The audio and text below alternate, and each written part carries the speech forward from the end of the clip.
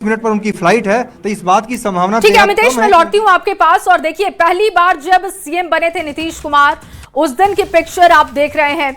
24 नवंबर 2005 वो तस्वीर जब दूसरी बार सीएम बने, वो भी हम रुचिका अपने दर्शकों को दिखा रहे हैं। बिल्कुल, और ये 10 तस्वीरें आप इस वक्त टीवी स्क्रीन पर देख रहे हैं जब सीएम नीतीश कुमार ने शपथ ग्रहण किया था और सीएम पद की उन्होंने शपथ ली थी। और 20 साल से जो है एक लंबा वक्त रहा है सीएम नीतीश कुमार का। और देखिए, ये आपको आज की तस्वीर दिखा रहे हैं जब वो राज्यसभा के सांसद बन चुके हैं। हालांकि नीतीश कुमार ने कई बार अपने भाषणों में भी और कई बार जनसंवाद में भी जिक्र किया कि उनका एक सपना रहा है कि वो राज्यसभा के सदस्य बने, और इन्हें इसीलिए जब उन्हें ऑफर किया गया कि वो राज्यसभा के सदस्य बने तो उन्होंने उसे एक्सेप्ट कर लिया है, स्वीकार कर लिया, और वो अब राज्यसभा के सदस्य बन चुके हैं। तो सीएम नीतीश कुमार अब बिहार की राजनीति से आगे बढ़ करके अब केंद्र की राजनीति करने के रुख पर हैं। हालांकि अगर हम बिहार की बात करें तो बिहार की कमान अब बीजेपी के हाथ में सौंपने जा रहे हैं नीतीश कुमार। लेकिन आज देखिए, सीएम नीतीश कुमार जब पहली बार राज्यसभा के सांसद बने और किस तरीके से उनके चेहरे पर एक खुशी भी नजर आ रही है।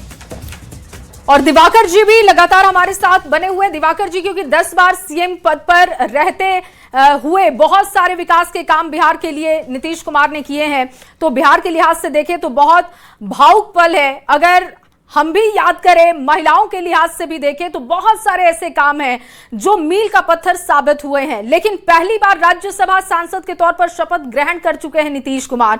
वो कौन सी बड़ी बातें हैं और कौन से बड़े बदलाव हैं जिसको आज आप याद कर रहे हैं बिहार के लिहाज से?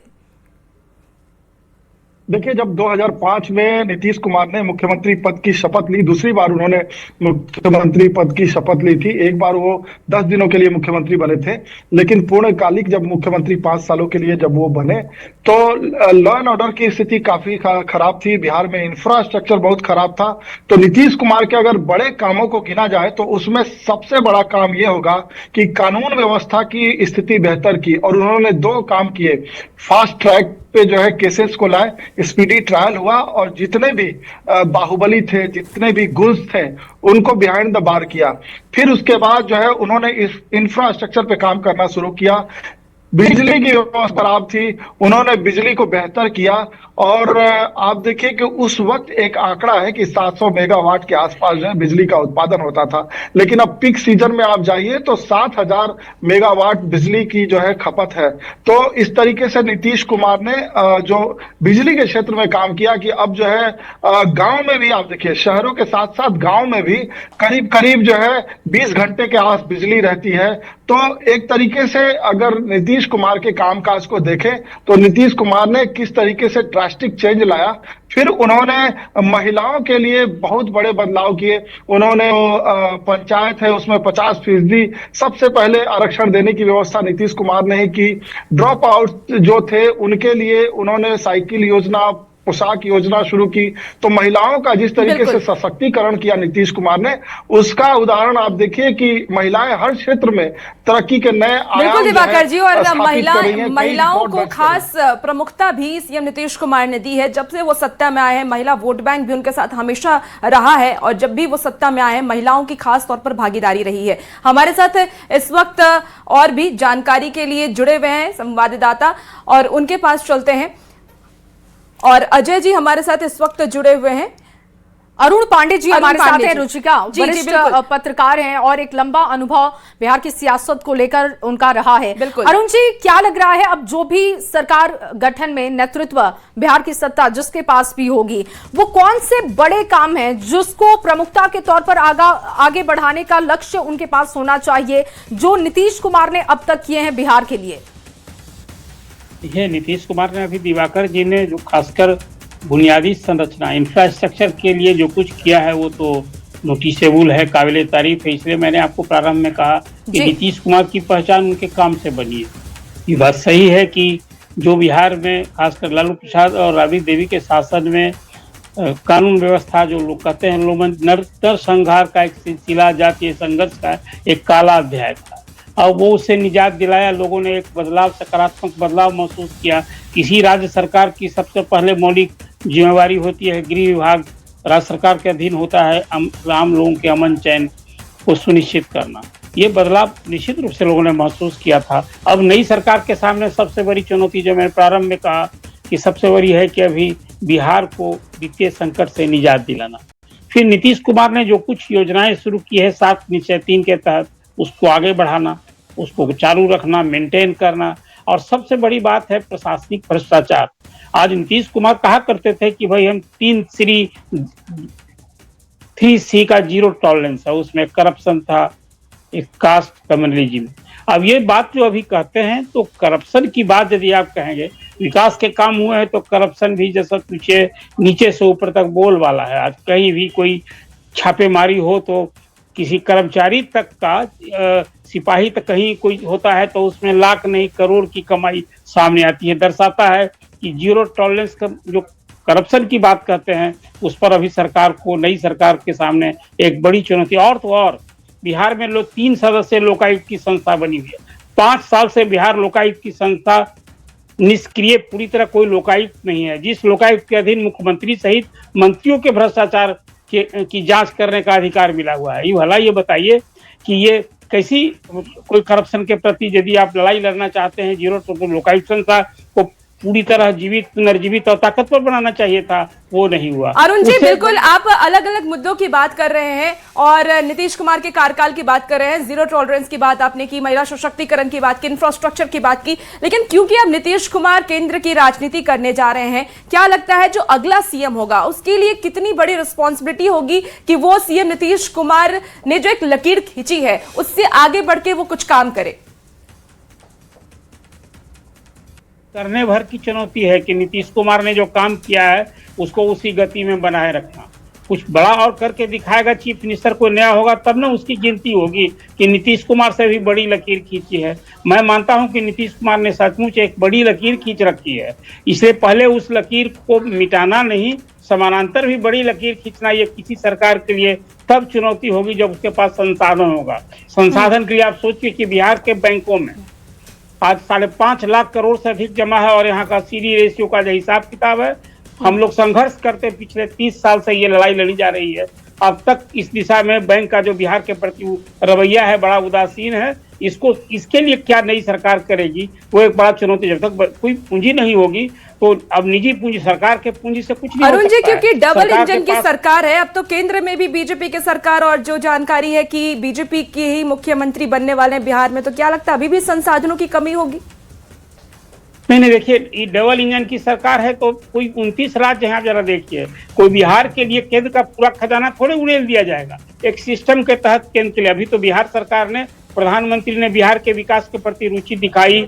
अभी 2 बजटों में बिहार के लिए, जो पिछली बार दोस्ती नीतीश कुमार से हुई, तो पिछले बजट में 60,000 करोड़ से अधिक की योजनाओं का विशेष प्रावधान किया गया। हमारे यहाँ बाढ़ से हर साल तबाही, और उसके लिए 11,500 करोड़ रुपए का एक अलग से, ये पहली बार हुआ। पिछली सरकार में 2-3 चीज और बनाए, यहाँ मखाना बोर्ड बना, एक और भी कॉर्पोरेशन बना है। लेकिन केंद्र सरकार को बिहार के प्रति कुछ ज्यादा करना होगा, और खासकर रोजी रोजगार के लिए, उद्योग के दिशा में तो नीतीश कुमार सच पूछिए, ये कहा करते थे कि ये लैंड लॉक स्टेट है हम उद्योग में, लेकिन अब एक उद्योग, हर जिले में उद्योग स्थानीय है। पूंजी निवेश, निजी पूंजी निवेश के लिए, जैसे पड़ोसी राज्य यूपी में आज वहां के मुख्यमंत्री डंका की चोट पर कहते हैं कि भाई हमारे राजकाज में इतना लाख करोड़ का निजी निवेश हुआ और हम उद्योग की दिशा में, बिहार तो उस दिशा में बहुत निराशाजनक रहा है। कहने भर की बात होती है, बड़े बड़े लक्ष्य की बात होती है, इस दिशा में सचमुच कुछ करने की जरूरत। मुझे लगता है कि प्रधानमंत्री को बिहार में निवेश हो, इसके लिए निवेशकों के साथ बिहार को लेकर बैठक करनी चाहिए और करनी होगी। ये लगता है इस दिशा में सरकार कुछ कर भी रही है।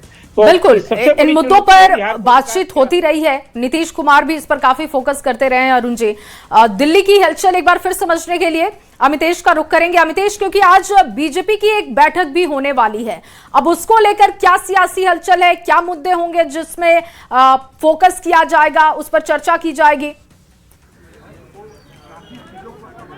देखिए, बिहार बीजेपी के प्रभारी हैं विनोद तावड़े, उनके आवास पर ये बैठक होगी शाम 6 बजे और इस बैठक में चर्चा होगी मौजूदा जो राजनीतिक हालात है। चूंकि सत्ता परिवर्तन होने जा रहा है, मुख्यमंत्री नीतीश कुमार जब बिहार लौटेंगे उनका इस्तीफा होगा, उसके बाद नई सरकार का गठन होगा जिसमें पहली बार बीजेपी ड्राइविंग सीट पर बैठेगी। तो क्या भूमिका होनी चाहिए पार्टी की? पार्टी के तमाम जो बिहार के प्रमुख नेता हैं उनके साथ विनोद तावड़े बैठक करेंगे। इस बात की पूरी संभावना है कि बिहार बीजेपी की जो शॉर्टर कोर ग्रुप के जो नेता हैं, प्रमुख नेता हैं, उनकी एक मुलाकात दिल्ली में बीजेपी के राष्ट्रीय अध्यक्ष नितिन नवीन से हो जाए। क्योंकि नितिन नवीन दिल्ली में मौजूद हैं, एक अलग से बैठक कर रहे हैं जहां पर बीजेपी कार्यालय विस्तार में। उसके बाद आज शाम उनकी मुलाकात हो सकती है बिहार बीजेपी नेताओं से, इस बात की पूरी संभावना है। क्योंकि गृह प्रदेश है नितिन नवीन का, वहां मुख्यमंत्री का चुनाव होना है, ऐसे में उनकी भी सलाह काफी महत्वपूर्ण हो जाती है। तो काफी महत्वपूर्ण आज बैठक होगी। इसके बाद तमाम नेता जब बिहार जाएंगे तो उसके बाद विधायक दल की बैठक होगी, नए नेता का चुनाव होगा। लेकिन इन प्रमुख नेताओं से राय ली जा सकती है, विनोद तावड़े राय लेंगे, राष्ट्रीय अध्यक्ष उनसे बात कर सकते हैं। लेकिन जो अंतिम फैसला होगा वो प्रधानमंत्री नरेंद्र मोदी का होगा और बीजेपी का आलाकमान शीर्ष नेतृत्व आपस में बात कर उसके बाद तय करेगा कि बिहार की कमान किसके हाथों में सौंपी जाएगी। जी अमितेश, क्योंकि सीएम फेज को लेकर के बातचीत आज बैठक में की जाएगी, लेकिन सीएम फेज के साथ साथ अब मंत्रिमंडल का भी बदलाव हो सकता है आने वाले वक्त में कुछ नए मंत्रियों को जिम्मेदारी मिल सकती है, विधायकों को जिम्मेदारी मिल सकती है, उसको लेकर के भी क्या कोई चर्चा होगी आज? देखिए, इस बैठक में निश्चित रूप से तमाम बिंदुओं पर चर्चा होगी, खासतौर से सीएम पद को लेकर के। जब सीएम पद के खुद के दावेदार बहुत सारे नेता इस बैठक में मौजूद रहेंगे तो उनके बीच में चर्चा होने की संभावना कम है। अलग अलग जरूर विनोद तावड़े या नितिन नवीन उनसे राय ले सकते हैं, उनसे सलाह ले सकते हैं, उनकी चॉइस पूछ सकते हैं। लेकिन सबके बीच में जहां पर खुद 4-5 ऐसे लोग बैठे हैं जो कि मुख्यमंत्री पद के दावेदार हो सकते हैं, उनके बीच में इस तरह की चर्चा होनी थोड़ी मुश्किल लग रही है। चूंकि सम्राट चौधरी होंगे, विजय सिन्हा होंगे, इसमें गिरिराज सिंह होंगे, नित्यानंद राय होंगे, संजय जायसवाल हैं, इसके अलावा और भी जो प्रमुख नेता प्रदेश अध्यक्ष होंगे, प्रभारी सह प्रभारी होंगे। तो निश्चित रूप से इस बैठक में सीएम पद को लेकर के शायद खुल करके बातें ना हो, लेकिन बाकी मुद्दों पर चर्चा होगी कि सरकार बदल रही है, भूमिका क्या होगी। अब हम लोग बड़े भाई की भूमिका में होंगे, ड्राइविंग सीट पर बैठेंगे, तो जेडीयू समेत तमाम जो घटक दल हैं उन्हें कैसे आगे लेकर के चलना है। चिराग पासवान की पार्टी है, उपेंद्र कुशवाहा की पार्टी है, जीतन राम मांझी की पार्टी है, इन सबों को कैसे साध करके, इनको कैसे एक साथ मिला करके आगे बढ़ना है और बेहतर कोऑर्डिनेशन का एक विकल्प देना है जिसमें मैसेज जाए कि ड्राइविंग सीट पर नीतीश कुमार थे, अब ड्राइविंग सीट पर बीजेपी का मुख्यमंत्री होगा। फिर भी हम लोग बेहतर कोऑर्डिनेशन में आगे बढ़ेंगे। बिहार में बीजेपी के लिए ये सबसे बेहतर मौका कह सकते हैं कि बीजेपी ने इस बार के चुनाव में बेहतर परफॉर्म भी किया था और अब बीजेपी ने जिस तरीके से ये पूरी तस्वीर सेट की है कि आगे कमान उसके हाथ में आ रही है, तो बीजेपी के पास रवि ये भी चुनौती होगी कि जो भी चेहरा हो बीजेपी की तरफ से सीएम फेस के लिए, जो भी चेहरा रखा जाए वो कोई ऐसा चेहरा होना चाहिए जब जनता के बीच में नाम जाए तो बहुत ज्यादा उसको लेकर विवाद भी ना हो।